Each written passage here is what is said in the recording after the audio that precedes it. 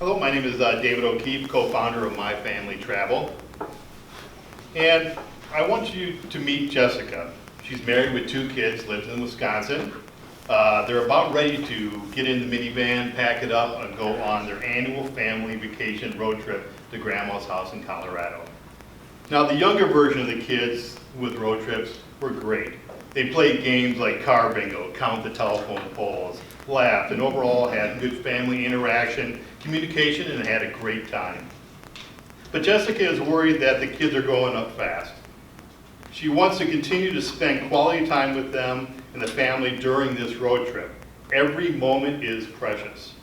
Jessica is sensing the kids are not excited about being crammed in the car for hours upon hours, that the kids are moping around the house complaining there's nothing to do.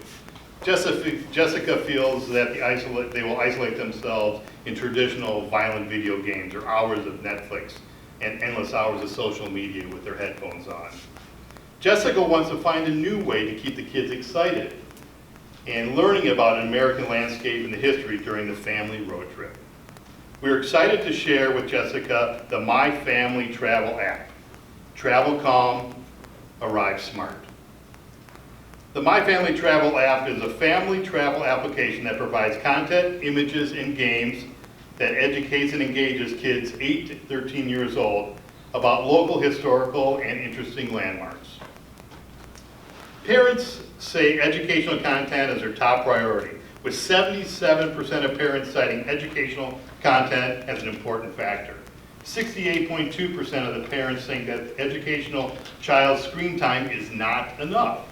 There's also 72% of families had 2+ devices on road trips of 11 days or more. So families like Jessica's have multiple devices in the vehicles, they travel a lot, and they think educational screen time is very important. The solution? The My Family Travel app will be adaptable to parents and kids. They can coexist on the same app. The application will combine the geographic component of mapping and the educational aspects of history and the social aspects of memories. Here's an example of the application based on Mount Rushmore. Each landmark or attraction will include a key image and 4 educational buttons. Each button, once clicked on, will expand into more experiences. These experiences, again, will focus on the educational component. Word puzzles, a different type of word puzzle for each destination. Jumbles, transpositions, anagrams, all themed for that attraction. Storytelling, a different story stem for each destination. When the timer starts, they can write a story related to the area that they're at. Scavenger hunts, they can play the game during the car ride and then also at the destination. The destination will only be unlocked once upon arrival. Conversation games, a different icebreaker, dare, or prompt before each destination arrival. I can hear you asking, what about the market? During our research, we found that in our first travel corridor, which I'll go into in a minute, Wisconsin to Colorado, visiting throughout Mount Rushmore. This includes Wisconsin, Iowa, Minnesota, Colorado, Wyoming. There are over 550,000 kids as ages 8 to 13 years old that planned a vacation in 2017. A travel area or corridor is a specific vacation region pre-mapped with the app. There will be more apps or more areas added in the app as we go along. We will be rolling this app out to annual subscribers based on an annual subscription. The first rollout will be a lifetime subscription of $20 that will include unlimited family trip vacations and routes for the first year, free bumper sticker or static sticker or some kind of swag, and include up to 5 devices for the family. Based on the number of family travelers with kids in the target market, we would be able to look at capturing around 2% or 8,800 family travelers and generate revenue of around $175,000 in 12 months. I would like to just really thank our full team over here, Bhavani, John, Evan, and Alex. I think all their ideas and their presentation, helping out and putting it all together, made us able to resolve and make a great successful product and a good business plan. My Family Travel app, travel calm, arrive smart.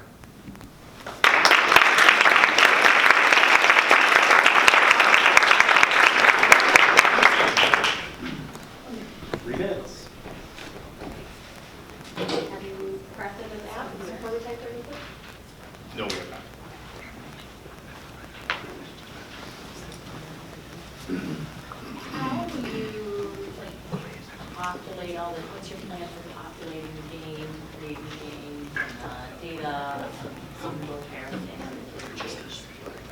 We did come across different ideas on how to do that.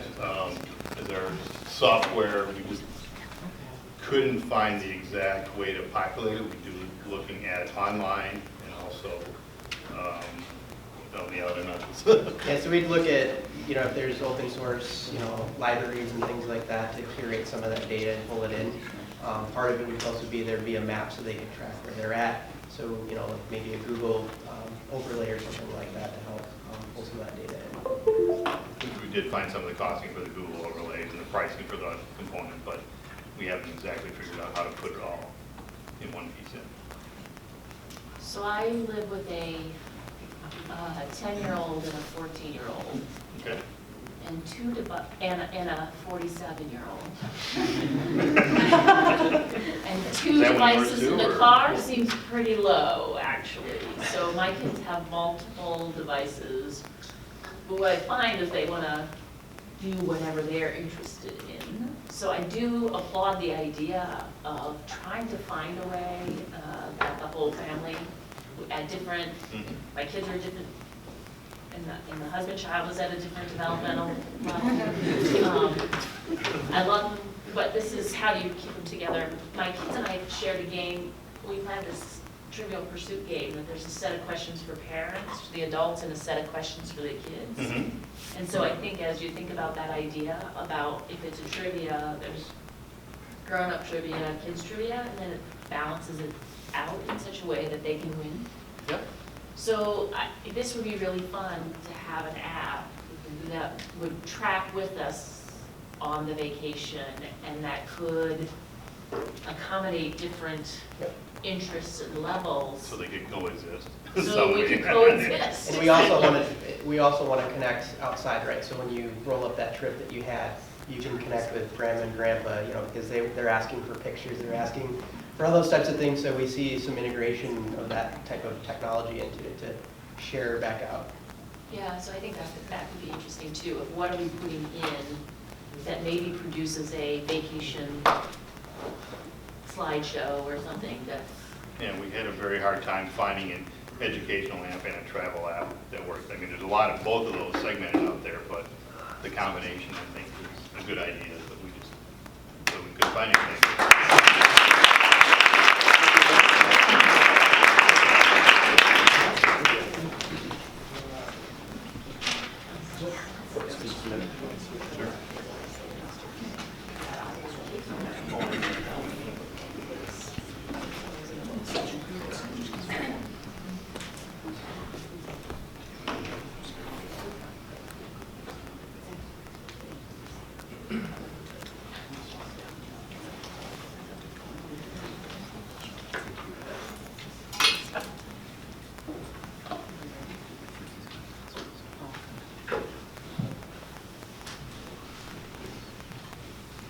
Judges ready? All right. Kimchi. Welcome everybody to Signature Dish. I want you guys to think in your mind for a minute about some type of a dish that you've always wanted to learn how to make. But you either don't know how to pronounce it, you don't know what the ingredients are, but you really want to make it. Please keep that in mind while you watch this video. 김치 이제 바로 담근 거 찢어서 엄마가 이렇게 올려주면 그 먹던 거 그 맛을 지금도 잊을 수가 없어. 그거는 우리의 고향 그러니까 한국 그 자체 김치라고 생각해요. 눈물 날라. Me too. This is a video about two ladies sharing an experience when they watched Brad in Seattle making kimchi the wrong way. And they wanted to say that videos aren't the way to learn how to make this dish. How to learn how to make this dish is immerse yourself in the experience, learn about the culture, and learn about how to properly respect the culture and make this dish. I was actually inspired about 6 months ago when I was with a coworker, Pa Yang. Pa grew up in a Cambodian refugee camp still. The only ingredients that they had available were ingredients where they actually could create kind of a Malaysian egg roll. She brought those to work and everyone was amazed. And we were like, Pa, you have to make this dish for everyone. We would buy it. And she said, that's wonderful, Sharon. And she said, and I could really use the money, but I don't have any experience in marketing. I don't have an experience at video editing. And I would love to share this and I would love to make money, but the only platforms I see out there are ones for professional chefs, like Chef'd Up, big city chefs. And they champion those people. And she said, there's no platform for me like this. And I said, you know what? You're right, there really isn't. The Food Network is a growing industry. By our estimates and the estimates that we researched, it's almost a $300 million industry and growing. You can see Google being searched, from pop-up kitchens to underground dining, in-home personal chefs. You see Blue Apron at a $40 billion industry. People are kind of tired of the restaurant environment. They want to come home and bring in that experience. And they want to have some fun with their friends and family. So what did we do? We created a platform that we launched. And it actually brings together these two people. So the platform is Cooks. You're a host. You decide that you want to learn a signature dish. You go out, you search that signature dish. It could be Greek. It could be from Peru. It could be America's best apple pie, 5th generation secret recipe. So what we do is we created a platform where we will actually help chefs and home chefs showcase themselves and connect them with hosts who want to have these events in their homes. So what did we do? We went out and we called one of the gals who said she might be interested. She's actually a personal friend of Danae's. And she said, oh my gosh, you guys, I am so in. I want to do this. This is my lifelong dream. I come from a Greek family. We're huge. You don't want my whole Greek family to show up, but you want me to show up. And I make a signature dish. I couldn't even pronounce it, but it's a great salata. And she said, this salata means to us salad of my village. And she said, if I could just share that dish with you and have your friends and your family enjoy that, I'll actually not only come in and share that dish, but I'm going to help you learn how to prepare that. And I'm going to leave you with that recipe. That's the idea. How can you guys be involved? We really have the launch. We really need some support. We really want to grow this network so that we can connect the food enthusiasts who want to have these home-hosted environments grow, and more importantly, have fun. Okay, we can all have fun, but how do we make revenue? So how we do that is we connect the chef, we connect the host. They actually agree upon their price. It's a free market environment. Once they agree upon their price, almost like Airbnb, we collect a 20% booking fee. That's all of our involvement. Now, if there's a dispute, we have terms and conditions for that. But that's the revenue that we join. We just believe that great dishes don't have to be exclusive. We want to have you join us, and we know that where laughter is the brightest, food is shared. Thank you very much, and bon appetit.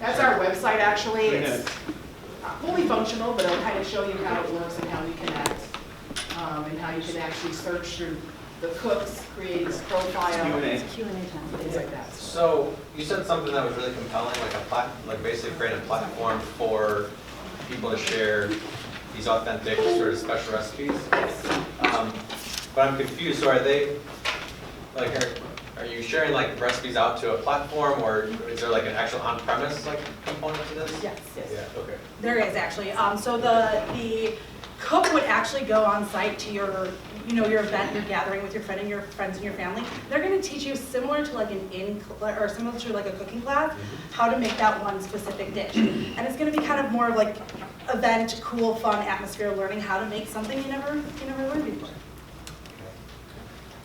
I mean, we could actually post videos, things along those lines, but we don't think that you get the same experience. Yeah. And in-home chefs will come there, they'll prepare it, but you don't get to help. You don't know how to do that. Right.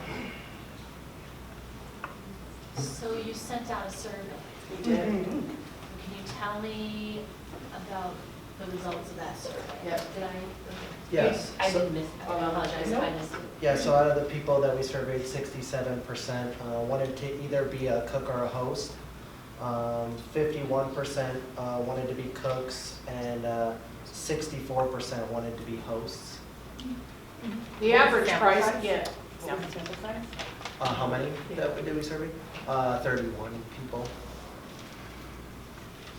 The average cost of an event is between $150 and $200, and the average chef only makes $20.76 an hour. So we figured with our revenue model, we could at least, within a 2-hour period, have that chef earn between $35 and $50 an hour.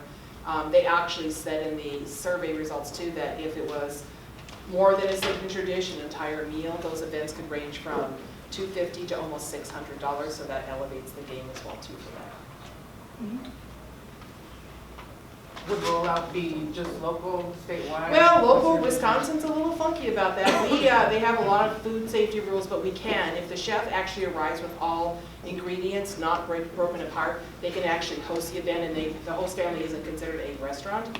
But in any other state, the rules are a lot less strict. Yeah, like in Illinois or Minnesota, it's completely open. Yeah. And you don't have to have food safety or restaurant license.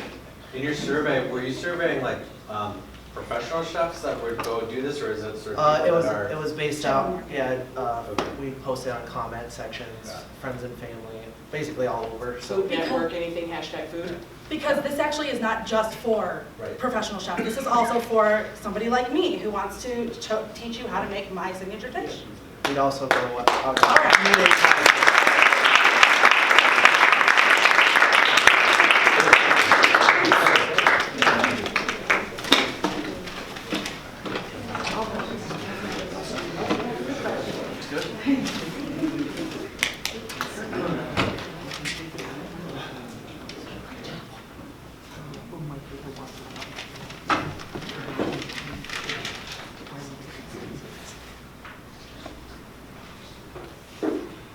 Kintsugi is a okay.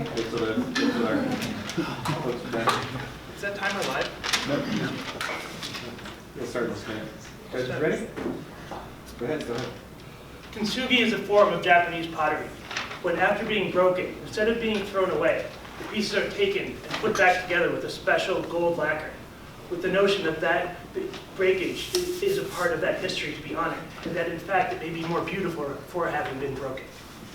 My name is David. A few years ago, I was driving along the highway, and there was a billboard that said, "Do you happen to look off to the side when someone's talking to you?" And I'm like, "Yeah, I do. I've always done that." And the second half was like, "Then you might be suffering from autism." I'm like, "Whoa, that is not something I knew about myself." And so I got diagnosed, and it went to my professional, and lo and behold, I'm on the spectrum. My entire life, I had thought that I just was unable to get things done, that I was not an effective person, that I was not built correctly for the world that we live in. My entire life. An entire industry has come up around this question because I am not alone. The mindfulness